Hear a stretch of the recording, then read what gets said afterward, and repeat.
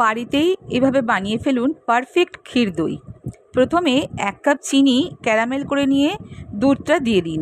এবার খুব ভালো করে ওই ক্যারামেল চিনির সাথে দুধটা মেশাতে থাকুন। এবার একটা বাটিতে একটু দুধ তুলে নিয়ে তাতে 3-4 চামচ গুঁড়ো দুধ ভালো করে মিশিয়ে রাখুন।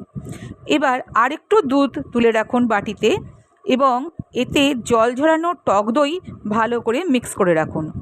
দুধটা যখন বেশ ঘন হয়ে আসবে, গ্যাস বন্ধ করে ঠান্ডা হতে দিন।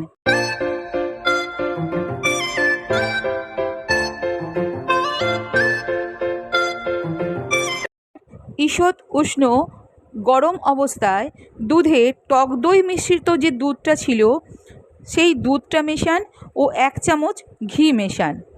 এবার ওই দুধটা একটি পাত্রে ঢালুন। ঢালার সময় এমনভাবে ঢালবেন যেন পাত্রে বাবলস তৈরি করে। এটা দেখতে যখন দইটা জমে যাবে খুব সুন্দর লাগে। আর সারা রাত একটা গরম জায়গায় ঢেকে রাখুন। সকালে দেখবেন দই জমে গেছে। এবার এটা ফ্রিজে রেখে দিন, ঠান্ডা হলে পরিবেশন করুন। আর যদি 10 মিনিটেই এইরকম সুন্দর দই পেতে চান তবে একটা কড়াইতে জল ফুটিয়ে তার উপর স্ট্যান্ড রেখে দইয়ের পাত্রটা রেখে